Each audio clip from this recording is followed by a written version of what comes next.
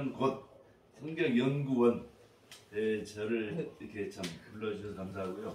오늘 저는 이렇게 이 게마트리아가 뭔지, 그러니까 성경을 구약과 신약을 우리는 이 기독교의 경전으로 삼고 있는데 이 성경을 올바르게 해석할 수 있는 그런 기초적인 실력이 필요하다 이런 얘기죠. 아멘. 그래서 이 게마트리아 이걸 해석하기 위해서는 성경에서 그러면 뭘 말했는지 한번 보겠습니다. 고린도 후서 3장 13절부터 볼까요? 고린도 후서 3장 13절부터요.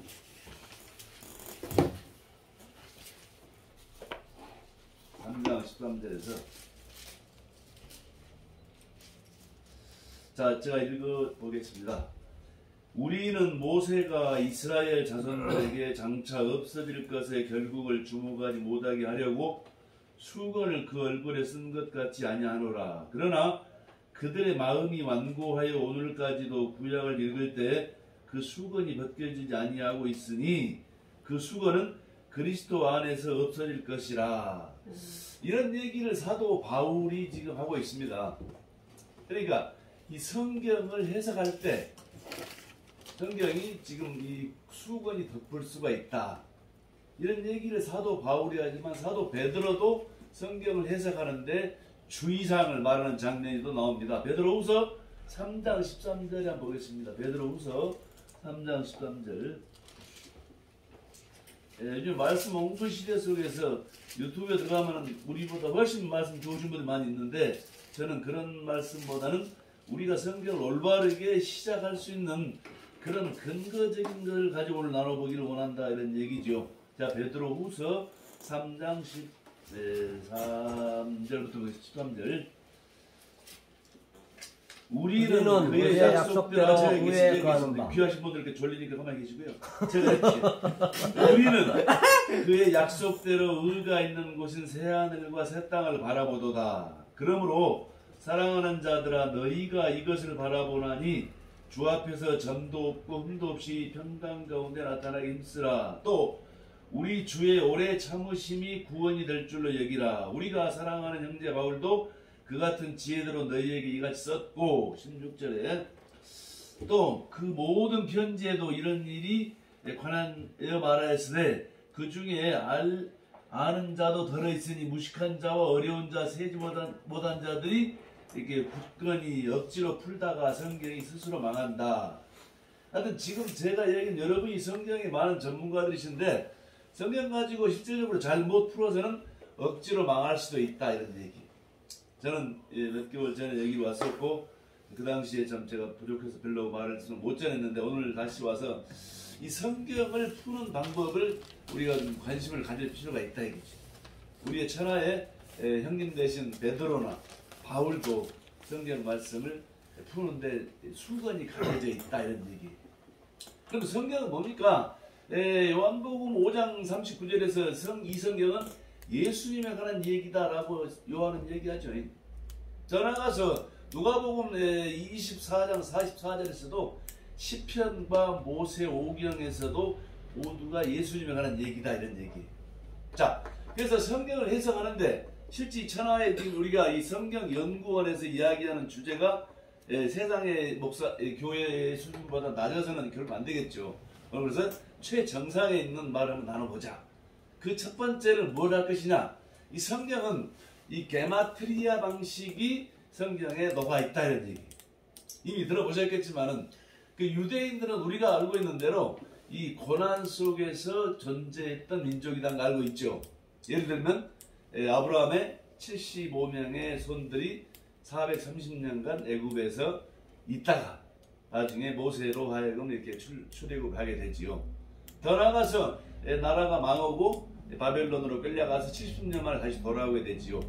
더 나아가서 400년 중간사를 거쳐서 예수님이 오게 되는 역사. 그 시절에도 우리가 그 계시록 있어질 때 로마의 지배를 받고 있을 때 예수님이 오시게 되고, 실제 유대인들이 성경을 쓰는 방법, 또 이 기록한 내용, 그 속에는 결코 우리 같은 유교적인 문화나 소위 샤머니즘적인 그런 것에서 기인해 보는 성경을 본다고 하면 성경을 더 가까이 할 수가 좀 어려울 수가 있다. 오늘 제가 드리고 싶은 말씀은 소위 이 유대인들은 소위 게마트리아 방식을 썼다 이런 얘기죠. 무슨 말이냐면 이 숫자가 매우 중요시한 것이다 이런 얘기. 아멘. 자, 그래서 이 자기네들끼리 그 소위 소위 그 비밀 숫자 이런 방식을 취했다는 것이죠. 과거에 우리 어렸을 때 보면은요, 이북에서 이렇게 이제 라디오를 들으면 막 342호, 258이요, 이렇게 숫자가 막 날아왔었어요. 이게 이북의 간첩들도 자기들끼리 숫자를 가지고 이렇게 음호표를 가지고 통신을 하고 했다는 것을 우리가 알 수 있습니다. 마찬가지로 이 유대인들도 이 숫자를 가지고 성경에 녹아져 있다. 그래서 오늘 여러분과 이 정도로 가지고 얘기를 해야만이 좀 집에 가서 좀 대가가 있다. 오늘 비싼 점심도 우리가 대접받았는데 그런 거 아니겠습니까? 자, 그래서는 이 성경을 읽을 때 여러분들이 이 숫자가 많이 나옵니다. 첫째, 1이라는 숫자가 나오면 유대인들은 하나님을 상징한다는 얘기. 제가 오늘 프린트물 7장, 8장을 준비해 왔어요. 지금 드리면 여러분이 그걸 보니라고 제 말씀 안 들으니까 제가 1차 아웃라인 설명을 해드리고 집에 가셔가지고 호롱불 켜고 보시면 돼요. 자, 그래서 1이라는 숫자를 유대인들은 성경에 기록했는데 1은 하나님을 상징한다. 1은 뭐겠습니까? 1은 이 두 증인이다. 이게 두 감람남. 이렇게 증인의 숫자를 2를 써서 얘들은 표시합니다. 3은 뭐겠습니까? 3은요, 보면요, 아브라함이 롯을 찾으러 저리 갔었는데 이렇게 3일 또 이렇게 너보다 먼저 3일 앞서간다. 하여튼 이 3이라는 숫자를 통해서 성부와 성자와 이 성령에 관한 얘기를 의미하고 있다는 얘기. 3일 길을 먼저 간다. 아까 우리 종 회장님 말씀하신 대로 홍해를 건너서 이렇게 가나안 땅 가는 길은 3일밖에 안 되는데 이렇게 해서 오래 걸렸다는 얘기도 하잖아요.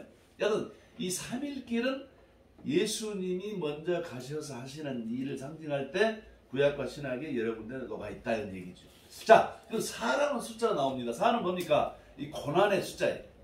제가 여러분에게 이 게마트리아 방식을 여러분들에게 말씀드리는 것은 여러분들이 이걸 가지고 성경을 묵상하고 풀면은 하나님은 놀라운 이 비밀을 이렇게 성경에 기록했다는 것이죠.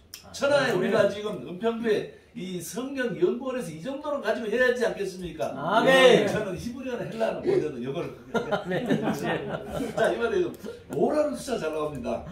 요한복음 5장 2절에 보면요, 38년 된 중풍병자가 이게 5 행각 속에 왔다 이런 이야기를 시작을 넘어서 요한복음 5장이에요. 이 5가 나오면은 여러분이 예상하시는 대로 율법의 숫자예요. 율법. 그러니까 5가 나오면 율법이구나 하면서 그 성경을 쓰는 의도가 그 안에 묻어있지요. 자, 그 6이라는 숫자 나옵니다. 6은 어디입니까? 요한복음 2장에 예수님이 가나안 혼인잔치에 갔는데 돌 항아리 6개가 나와요. 그러니까 이 성경은 신기하게도 그런 숫자적인 것이 성경의 구약과 신약에 다 이렇게 묻어있어요. 그래서 돌 항아리 6개. 6은 뭡니까? 사람의 숫자. 소위 사람의 계명. 여보예요. 그럼 7은 뭐겠습니까? 우리 아버님들 7은 완전수죠. 예수님이 또 하나님이 창조를 끝내시고 7일 만에 안식하고 쉬셨다. 예수님이 7일 만에 이렇게 우리가 부활하셨다. 이 7이라는 숫자를 나오면은 이거는 이 예수님 소위 완전수에 관한 것을 지금 말씀하시는 의도겠구나 라고 판단하셔도 전혀 틀리지 않는다. 만약 그렇지 않고 성경을 해석해버리면 성경은 엉뚱한 쪽으로 우리가 바라볼 수가 있기 때문이죠. 자, 8은 뭐겠습니까? 8은요, 8은 이게 이 거듭남의 숫자예요. 거듭남의 숫자. 8, 거듭남. 우리가 노아의 방주에 8명이 살아났다 이런 얘기죠. 자, 그 다음에 9는 구원받은 숫자를 이렇게 말할 수도 있는 게 많고, 우리가 가장 중요한 이 10이라는 숫자가 있습니다. 10대 숫자. 이 10이라는 숫자는 이 충만한 수예요. 충만한 수. 그러니까 10을 잘 활용하면은 계시록도 푸는데 도움이 되죠. 뭐냐면요, 이 10이라는 숫자는 차고 넘치는 많은 수를 상징하는 것이지 꼭 열을 의미하는 것은 아니고 더 높은 차원의 영역의 이야기다 이런 얘기죠. 자, 12는 숫자가 거의 없어요. 12라는 숫자는 또 있습니다. 12는 단체의 숫자예요. 그러니까 구약의 12 교회 12의 지파들, 신약의 12 제자들. 그게 신약과 구약의 12제자가 모인 곱하고 보면은 144잖아요. 거기다가 0 3개를 붙이니까 14만 4천. 여기에 오늘 은혜로운 진짜 이제 어르신 나오셨네요. 그 친구들이 말하는 144만, 14만 4천 자기들 만나봐. 습방이에요. 그거는 숫자를 몰라서 그래요. 그런데 요한계시록에 666이 나오잖아요. 666도 사람의 숫자를 불과한 것이고 어떤 그 계명의 숫자죠. 자, 이렇게 해서 이 성경에서 1부터 12, 또 13은 사단의 숫자로 우리가 대충 이렇게 이해하면 돼요. 사단의 숫자. 예를 들면은 에스더서에 나오는데 이 에스더서에 모르드게와 하만이 나오잖아요. 하만이 모르드게를 이슈해서 유대인을 죽이겠다고 높은 장대를 매달았는데 결국에 하만 자기가 이렇게 매달리게 돼서 죽게 되지요. 요게 뭐겠습니까?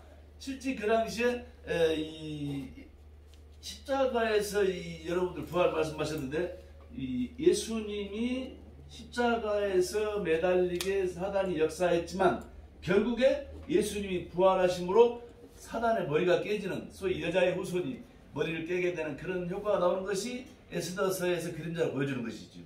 자, 오늘 이렇게 여러분과 함께 이 성경을 읽으시는데 소위 게마트리아, 이 숫자적인 방식이 녹아 있다는 것을 제가 이렇게 말씀을 드려봅니다. 이 성경은 대개 한 6가지 정도를 우리가 관심을 가져야 되는데, 첫 번째, 이 숫자적인 것에서 우리가 유념할 필요가 있다는 것이고, 두 번째는 이렇게 이번에는 그러니까 용어를 좀 이해할 필요가 있어요. 자, 두 번째 용어를 한번 제가 읽어봐 드릴게요. 뭐냐면요, 내용이.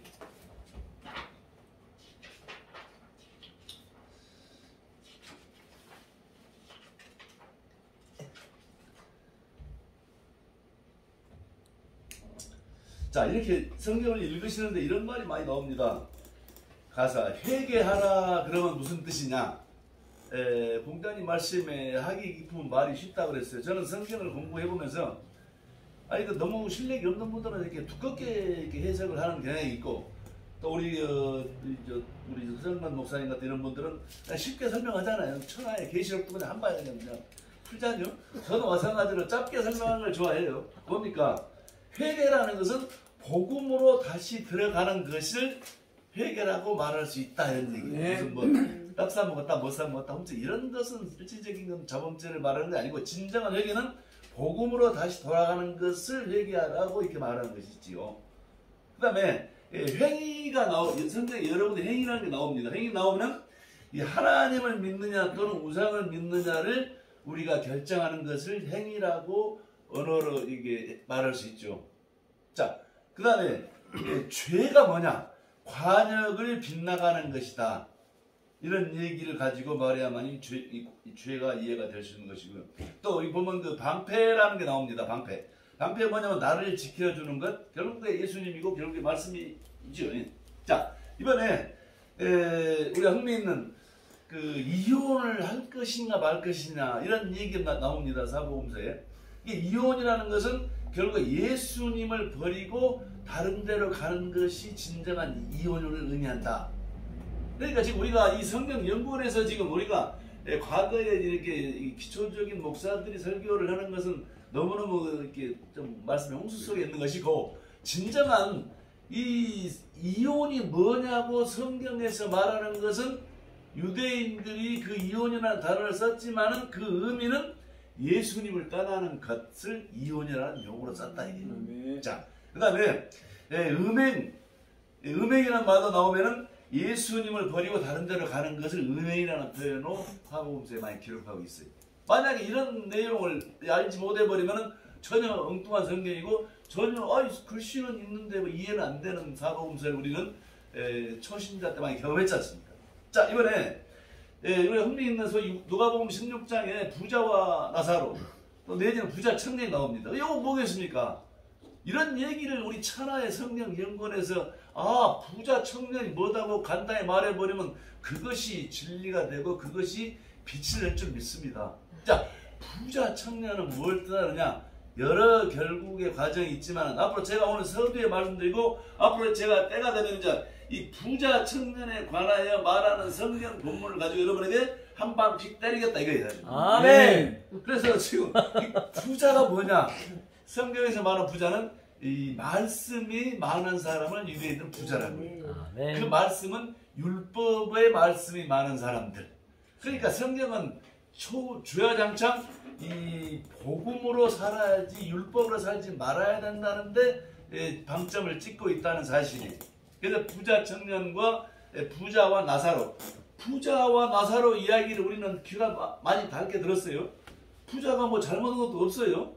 우리가 이 부자가 천국을 못 가고 지옥에 갔는 이유는 우리 이 로마서의 바울 선생가 이렇게 말했잖아요. 오직 의인은 믿음으로 천국 간다 했는데 부자가 돈 많아서 천국 갔습니까? 지옥 갔습니까? 그럼 뭐 가난한 베드로는 뭐 아무것도 안 해서 천국 가서 나사로 아브라함 품에 안겠습니까? 이런 문제를 해결하려면은 오늘 제가 드리는 이 용어 해설에 여러분이 좀 관심을 저와 함께 가질 필요가 있다는 얘기예요. 뭐냐? 결국에 부자라는 말은 말씀이 부자인 사람을 부자라고 사복음서에서는 표현하고 있다.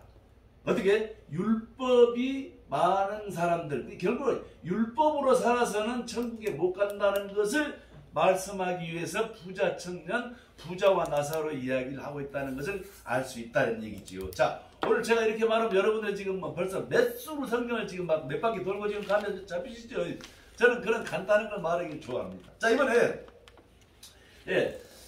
재물이 많다. 재물도 마찬가지로 재물도 그 돈이 많다는 걸 의미하는 게 아니라 이 말씀이 많은 사람을 재물이 많다고 표현을 해놨다 이런 얘기예요. 자, 그 다음에 이 아까 말씀대로 섬긴다. 이 섬긴다는 것도 뭐냐면 복음을 전한다는 것을 섬긴다라고 그래요.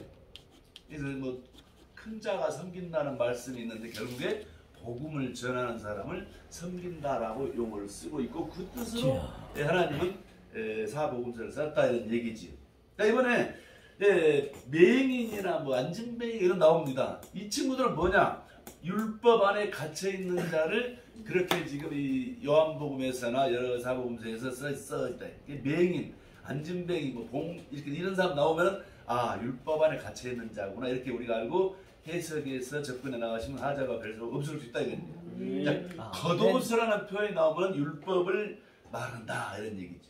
그래서 오직 성경은 오직 복음만을 이야기하기를 원하시고 또 성경에서 성막이 나오면 교회를 말하고 제단을 말하고 회막이라고 그러고 또 여러 가지 성전을 의미한다. 이게 제단은 왜 쌓느냐? 바로 예배를 드리기 위해서 쌓는다는 것을 구약에서 쭉 이야기하죠. 자, 그 다음에 생명나무는 뭐냐면 진리를 말하다 생명나무라는 단어를 쓰고 있습니다. 더 나아가서 우리가 알고 있는 게 무화과 나무의 저주. 그러니까 예수님이 무화과 나무를 저주했더니 열매가 없다. 무화과 나무 나옵니다. 제가 여러분에게 무화과 나무가 무슨 뜻입니까? 물어보면 여러분이 답안 못 오면 미안해. 근데 안 물어볼 계획 없어요. 제가 답은 말해드릴게요. 저는 말씀 빨리 하는 이유는 말씀 내용이 많기 때문에 빨리 하는 것이 제가 뭐 시간이 급해서 그런 거 아니에요. 왜? 너무 쉽지만 알고 보면 쉬운데 우리는 이 게마트리아 소위 이게 유대인들끼리 그 당시 자기들끼리 고난을 당하면서도 자기들끼리 약속된 언어가 있는데 숫자부터 단어부터 이런 것을 무시하고 우리는 저도 성경 15년을 공부해봤지만은 이런 내용을 모르니까 아니 이거 뭐 무화과 나무가 무슨 말이야? 이런 내용 앞에 우리는 벌벌 떠는 적이 많아요. 무화과 나무는 율법을 말한다. 그래서 그걸 딱 듣고 보시면은 그거구나 끝나는 거예요. 뭐 이거 우리 천하의 성경 연구원에서 이 정도 가지고 해야지 다른 거 가지고 해서야 숨마시겠어요. 다음에 이렇게 맛있는 정리가 안 나오시죠. 자, 이번에 무화과 나무가 나오면은 율법을 말씀한다고 가정하시고 성경 보시면은 된다 이겁니다. 자, 이번에 이제 그런 예로서 보면 이 보겠습니다. 열왕기 하에 우리가 알고 있는 이런 게 있습니다. 뭡니까? 이 히스기야 왕이 15년간을 기도해서 15년간의 생명을 연장받았다 이 장면이 있어요. 저도 과거에 제가 이 뇌종양 수술해가지고 4년 전에 레브란스 병원에서 1,700만 원 견적이 들어서 제가 다시 써놨어요. 그래서 저는 이제 남들이 면회 오면은 나도 히스기야 왕같이 기도해서 15년간 연장받았다라고 했는데 제가 무식한 이게 다 한이 됐어요. 오늘 제가 여러분에게 고백하는데 그 당시에 이 히스기야 왕이 기도하기는 했는데 뭘 기도했는지를 말하는 것이 천하의 성경 연구원에 우리 있는 사람들의 자세일 것인데 저는 여기까지 천하의 성경 연구를 오지 못해가지고 그냥 기도만 많이 해서 생명 연장 받았다라고 말했는데 그 설명이 충분치 않다는 사실이에요. 결국에 뭡니까? 열왕기야 20장에 쭉 보면은요, 이 히스기야가 다윗 왕의 하나님과의 약속을 상기하고 기도했더니 15년간 연장받았다. 여러분들이 만약에 기도를 하신다. 또 성경에서 기도가 뭐냐라고 우리가 그런 주제를 가지고 설교할 수가 있는데, 기도는 뭐라냐면 성경에서 말하는 것은 하나님의 약속을 붙들고 기도하는 것, 그것이 기도에 하나님이 들어주는 방법이다. 누가복음 18장에 이 기도를 말하는 장면이 나오죠. 불의한 재판관과 과부 나오잖아요. 그렇죠. 그 재판관이 들어주는 이유가 그 하나님이 약속했던 걸 가지고 기도하면은 귀찮아서라도 재판관이 들어준다는 내용인데 언약이 중요하다. 오늘 저는 성경을 해석하기 위해서 앞으로 이 숫자적인 것과 이 두 번째로 우리가 말하는 단어 용어적인 것과 세 번째 이 하나님의 언약을 우리가 충실히 알지 못하면 성경을 공부하는데 시간이 괜히 낭비 많이 할 수 있다는 사실이에요. 오늘 이 히스기야 왕도 이 언약을 가지고 소위 충실하게 다윗의 그런 기도를 가지고 내용을 가지고 히스기야 왕이 기도해서 하나님이 그렇게 생명을 연장시켜 주었다는 걸로 이해를 해야만이 또 그렇게 설교를 해야만이 정확한 이 21세기 마지막에 올바른 설교가 아닐까 이런 생각을 해봅니다. 자, 그 다음에 오늘 제가 8장을 준비해와서 7부를 준비해서 하나씩 나눠드릴게요. 빨리 끝낼게요. 자, 이번에 우리가 이 성경에도 선하다 악하다 말이 나와요. 그럼 선은 뭐냐? 복음을 아는 것을 선하다 그래요.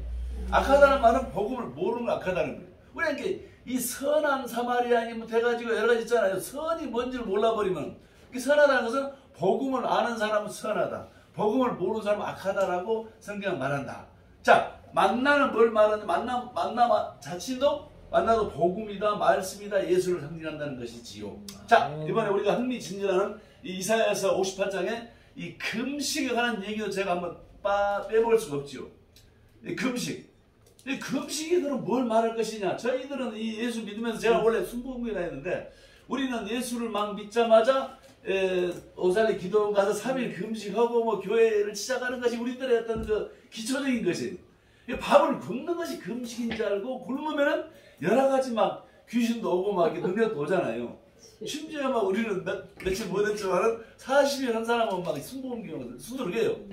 자, 이 금식이 진정한 의미가 뭘까? 이사야서 58장에서 기록됐는데도 그것을 봤으면서도 과거엔 잘 안 보였는데 제가 올해 15년간 성경을 보다 보니까 이 금식 문제도 소위 히스기야 왕 같은 그런 문제도 이번에 제가 열어진 것이 바로 그거다. 금식은 여러분이 뭐냐고 안 물어볼게요. 제가 답변할게요. 모를 수 있으니까.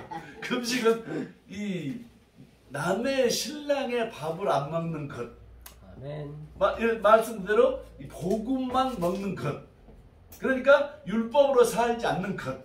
이게 금식의 핵심이라는 사실. 그래서 이사야서 58장에 금식은 흉악한 결박을 풀어준다고 시작하잖아요. 그러니까 우리가 율법에 갇혀 있는 건데 이것이 풀어지려면 금식을 해야 되는데 금식은 율법을 안 먹는 금식. 밥을 굶고 연병하는 것은 아니다. 나도 몰랐어요. 하나님께서 왜 이렇게 금식을 하는 사람들이 오해받고 막 이게 막 신뢰하게 보이고 막 이렇게 한다는데 이거 막 밥을 굶으라고 했을까 하는데 하나님은 전지전능하시는데 우리에게 짜는 우리 불쌍한 우리에게 너희들 굶으란 말이 없어요. 오히려 하나님께서 흉악한 결박을 풀어주는데 목적이 있는 것. 그 말은 율법을 안 먹는 것이 금식이지 그래서 복음으로 사는 것이지 너희들이 밥 굶으란 말은 없다는 사실을 여러분 아시기 바랍니다. 자, 이번에 또 자, 그래서 이 간음은 뭘 말하느냐? 간음은 예수와 이혼하면 죽는다. 이런 의미가 들어있는 거예요. 그래서 사실 우리가 보면은 이 사복음사가 보면 좀 어렵잖아요. 아니 무슨 뭐 이렇게 거짓말하지 말라, 하여튼 맹세하지 말라. 아니 말은 많이 있는데 우리가 명쾌하게 해석은 못했는데 제가 지금 이렇게 읊조리는 것과 이걸 제가 한 8장씩 드릴 테니 가서 보셔가지고 여러분이 은혜 받은 것도 다음에 저한테 더 나눠 달라는 뜻이지 뭐 가지고 주고 막 수면 안 돼요. 왜냐면 이 지금 우리가 지금 성경 연구원에서 너무 성경을 실질적으로 이 유대인의 문화와 어떤 그런 방식으로 기록된 것인데 우리는 앞에는 무시해버리고 무조건 그냥 막 할렐루야 들어가고 이제 무조건 막 불러 가가지고 지금 한국 교회가 이 모양이잖아요. 자, 그래서 지금 우리는 이혼이라는 것, 또 간음이라는 것 이런 게 또 지금 성경에 이런 게 있으면 어린아이가 나와. 어린아이는 뭡니까? 예상하는 대로 초보 신앙적인 사람들, 이 믿음이 약한 사람들 어린아이 이렇게 있죠.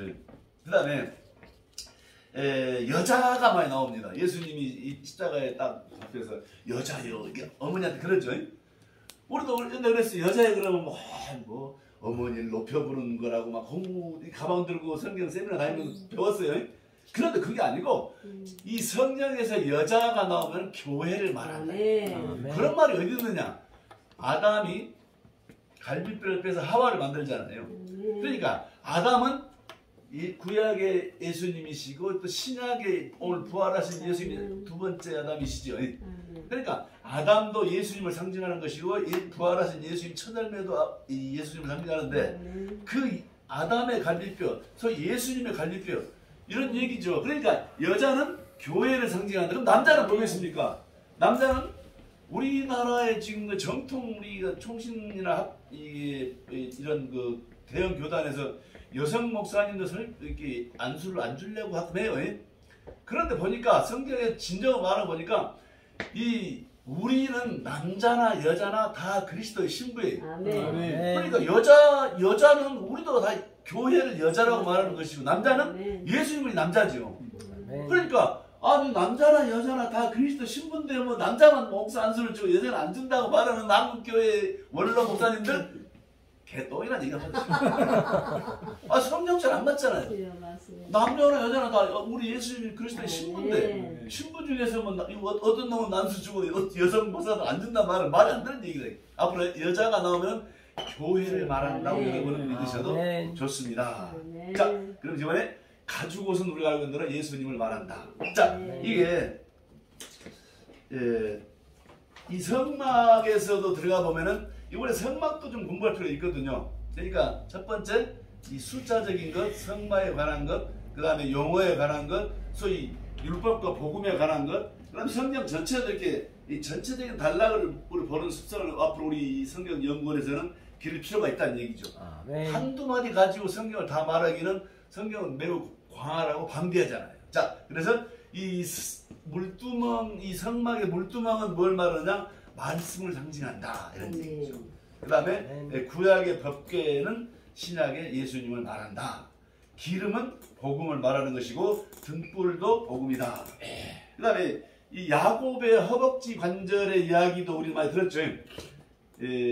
야곱이 에서의 형에게 정작권을 뺏어가지고 바다나람에 가서 자기